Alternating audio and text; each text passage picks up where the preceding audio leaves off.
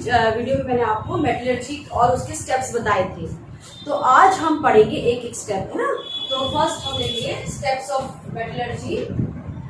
Steps of metallurgy,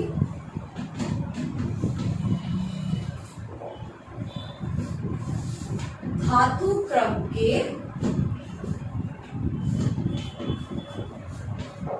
क्रम। पहला, जैसे मैंने पिछले वीडियो में बताया था कि सबसे पहला जो होता है वो क्रशिंग ऑफ ओर, या हम उसको बोल सकते हैं धातु का पिसना, है ना। तो क्रशिंग ऑफ ओर में हम क्या करते हैं, जो हमको एनवायरमेंट में या जो हमको क्रस्ट में, अर्थ क्रस्ट में हमको मिलता है ओर, वो बड़े बड़े रॉक्स होते हैं। और उन रॉक को हम क्या करते हैं, छोटे छोटे टुकड़ों में पहले उसको तोड़ते हैं, क्रश करते हैं। क्रश मतलब तोड़ना, या उसके बाद उस छोटे छोटे जो रॉक्स है उनको तोड़ने के बाद उनको हम क्या करते हैं, पाउडर फॉर्म में कर लेते हैं, तो पीसना।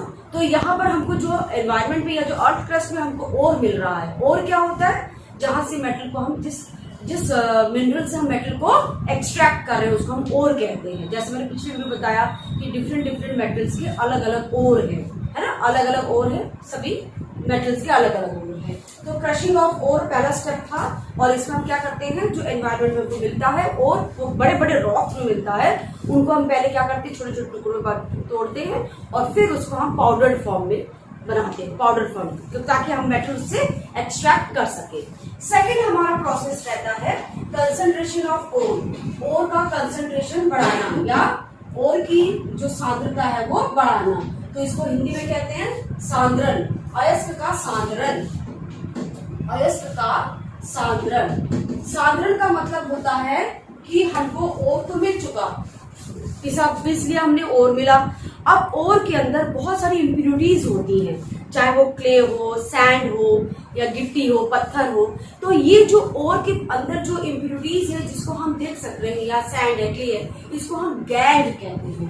तो गैंग क्या है, गैंग एक impurities present in ore. Impurities जो हमको एनवायरमेंट में मिल रहा है या जो हमको ओर में मिल रहा है, इम्प्योरिटीज लाइक सैंड, क्ले, है ना, पत्थर, ये सब ये क्या है, इनको हम गैंग कहते हैं। तो दीज इम्प्योरिटीज प्रेजेंट इन ओर। ओर में या अयस्क में उपस्थित जो अशुद्धियां हैं, जैसे कंकड़, पत्थर, क्ले, इनको हम गैंग कहते हैं। तो ये हमको इम्पोर्टेंट है। तो इसमें क्या होता है, अयस्क का सांद्रण में क्या होता है कि जो अयस्क में जो भी गैंग है ना, सैंड, क्ले, इनको हमको हटाना होता है ताकि ओर की जो सांद्रता है, जो कंसंट्रेशन है, वो बढ़ जाए। तो ये हमारा हो गया गैंग। तो दो चीज हमने पढ़ी, ओर और गैंग। तो अयस्क का सांद्रण कई प्रोसेस से होता है। तो सबसे पहला प्रोसेस है हाइड्रोलिक वॉशिंग। हाइड्रोलिक वॉशिंग, या हम कह सकते हैं जल की प्रवाह के द्वारा, जल प्रवाह द्वारा सांद्रण। दूसरा है हाइड्रोलिक में, उसके बाद है हमारा मैग्नेटिक सेपरेशन।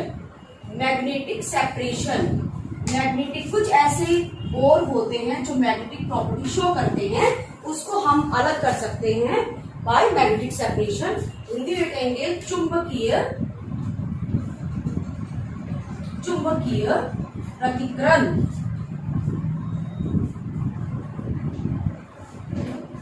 पृथक्करण। दूसरा है हमारा चुंबकीय पृथक्करण के बाद हमारा है एक बहुत इंपॉर्टेंट है, वो है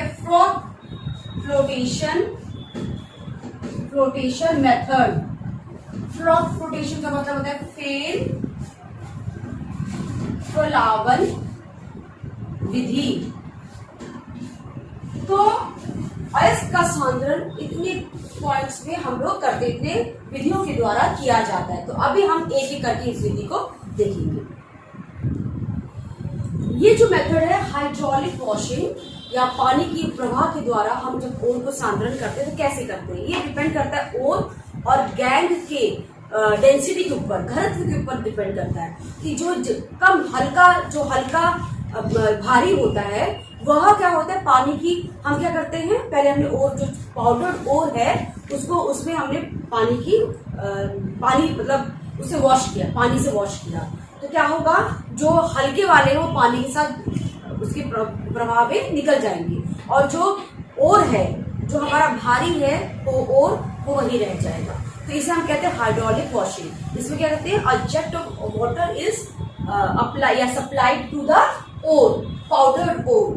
तो जो लाइटर वेट है वो क्या करेगा, वाटर के साथ निकल जाएगा, और जो भारी है वो वहीं पे रह जाएगा। तो ये है हाइड्रोलिक वॉशिंग।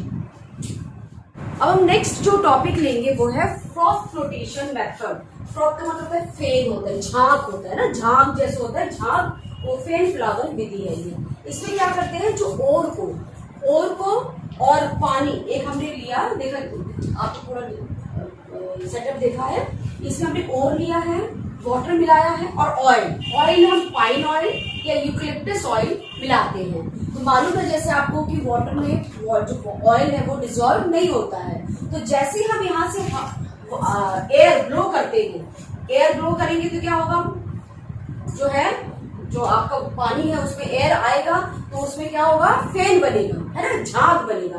तो झाग के साथ क्या होता है, और चला जाता है ऊपर, और जितने भी गैंग है, मतलब जितनी भी इम्प्योरिटीज हैं, लाइक हमारा सैंड हुआ, क्ले हुआ, वो सब नीचे सेटल डाउन हो जाता है, नीचे हमारा सेटल हो जाता है, जमा हो जाता है।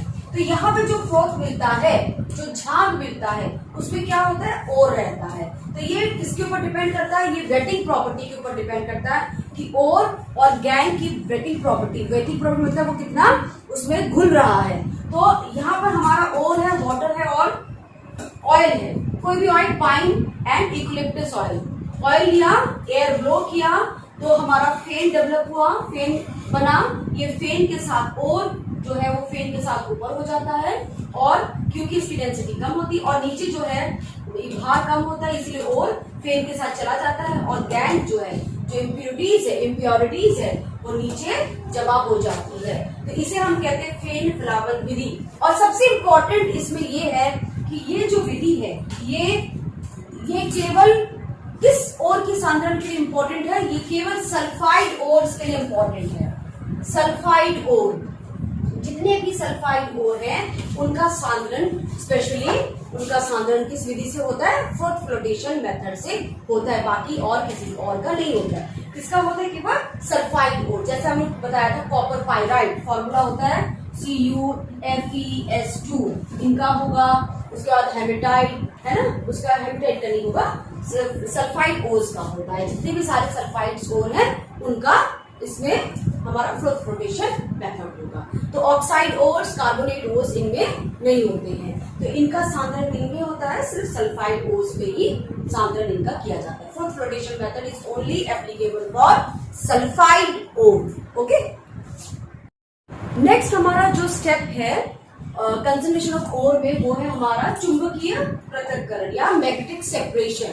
ये मैग्नेटिक सेपरेशन कब होता है, जब ऐसे ओर जो मैग्नेटिक प्रॉपर्टी शो करते हैं, जैसे आयरन के ओर हो गए, हेमेटाइट है ना, या मैग्नेटाइट। तो जो मेटल्स या बोल सकते हैं कि जो आपके मैग्नेटिक प्रॉपर्टी शो करते हैं, ऐसे ओर जो है उनको हम सांद्रण किसके द्वारा किया जाता है, कंसंट्रेशन मैग्नेटिक सेपरेशन के द्वारा किया जाता है। इसमें क्या होता है कि एक हमारा लेदर बेल्ट होता है, ये बेल्ट मूव करता रहता है, ये बेल्ट मूव करता रहता है, और इसमें दो रोलर्स होते हैं। ठीक है, अब हमने यहाँ से देख रहे हैं पाउडर हमने और डाला, और इसमें बेल्ट के थ्रू ये आता जा रहा है, बेल्ट के थ्रू ये आ रहा है, और जो मैग्नेटिक, ये मैग्नेटिक, यहाँ पे मैग्नेटिक रोलर है, मैग्नेट से जो चिपकने वाले होते हैं, या जो और मैग्नेट से चुंबक, जो जिसकी चुंबकीय प्रॉपर्टी होगी या जिसको मैग्नेटिक प्रॉपर्टी होगी, वो यहाँ पर आकर अलग डिपॉजिट होगा, और जिसकी नहीं होगी वो अलग डिपॉजिट होगा। तो जो और होते हैं